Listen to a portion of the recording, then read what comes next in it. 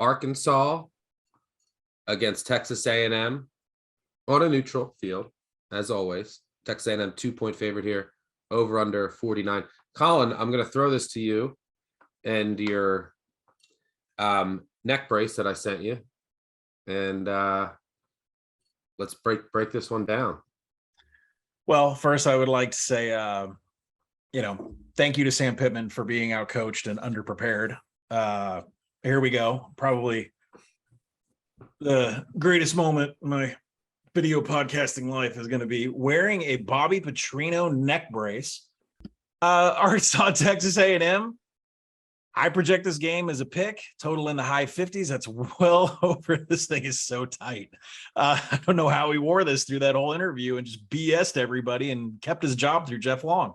All right, so the total, I've got projected in the high 50s. So I've already took an over in the action app. I took Texas A&M in the middle of this week. And really, let's look at this Arkansas defensive back seven. I mean, Missouri State was able to have explosive plays, poor tackling. They're now outside the top 100 in coverage grading. They are going to get Miles Slusher back. He's practicing this week. I don't think it matters, Stuck. I don't think Slusher being back is enough for this defense. The tackle grading is 124th in the nation. Missouri State wide receivers looked like a pinball, just bouncing off little bumpers and going on their way down the field. The pass rush. I think the biggest misconceived thing I've read, and everybody that's covered this game, is that Arkansas is number one in the nation in sacks. That is true. 17 total. But guess what? 14 of them came against an FCS offensive line and South Carolina, who I am now saying is not the worst trench in the SEC, maybe the worst trench in Power 5. So, you get those 17 sacks. They only had 3 against Cincinnati. I don't think the pass rush is as great as everybody is saying. And, the offense was bailed out by Raheem Sanders against Missouri State. And I'm not sure that the Hogs have any other options. This whole stable of 4 running backs, AJ Green's on the back of a milk carton. Haven't seen him all year. Dominique Johnson, dressed last week, is cleared to play, but he's not coming back until his offseason knee injury is right. So you're essentially looking at the KJ Jefferson and Raheem Sanders show, and Texas A&M is going to, probably not have a problem keying on those two and forcing KJ into long passing downs, which he hasn't had to really do yet this year. You go over to the Texas A&M offensive side of the ball. I think there's something hidden about Max Johnson that nobody's talking about. Why is he better for the Texas A&M offense over Haynes King? Can't believe I'm doing this with a neck brace on.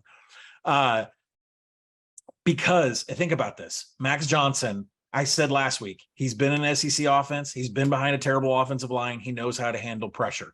He didn't have any turnovers last week, but more importantly, the worst offensive lineman on Texas A&M's line is the left tackle, generally the blind side tackle. Trey Zune has allowed 22 pressures over the last 2 games. Guess what? Max Johnson is a lefty. That is not a blindside tackle anymore. And I think it's a huge benefit for that offensive line that Max Johnson can see that edge defender coming. Not that I think that Arkansas can apply any pressure here, but the fact that the Razorbacks are 124th in tackling and their coverage has gone down the shitter. I think Devin Achane and Aeneas Smith are going to get the ball, and I think they're going to have explosive plays, and that's going to be the difference in this game. Yeah. By the way, this you might get abandoned by Hog Nation and Woo Pig Suey for in dressed as Petrino, touting Texas A&M against Arkansas. But I agree. I'll be on Texas A&M here. It's kind of strength on weakness in some sense on both sides of the ball. But I say to myself, okay, excuse me, let me take that back. Let me take all that back. When I look at when Arkansas has the ball, the strength of Texas A&M's team is their defense. I don't think Arkansas is going to have too much success moving the ball.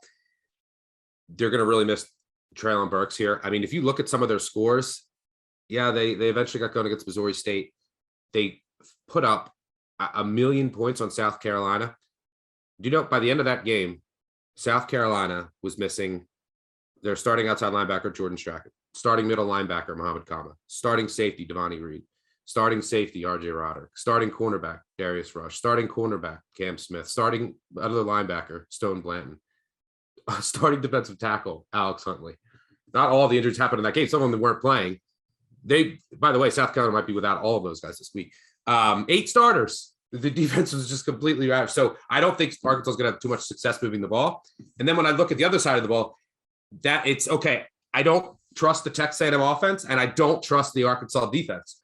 We saw South Carolina put up 30 on them. We saw Missouri State go up 17-0. We saw Cincinnati as soon as Catalan went out, just explosive plays. So Texas A&M's offense, while limited and I hate it, is right on par with those teams. We're not talking about Georgia and Alabama. So I think they're going to hit some explosive plays, even on third downs. And I think they might have some success running the ball. It's not going to be easy, but I think that this line should be 3 or above. And I think Arkansas is getting too much love for kind of the undefeated start, but it's flawed if you really dig into it. And then they've had some injuries. And then Texas A&M is getting too much hate for the App State loss. So, yeah, I agree. Gig 'em. All right. Bet fulfilled? Yeah, bet fulfilled. Oh, my God. Kendall Briles, you got one coming to you, man.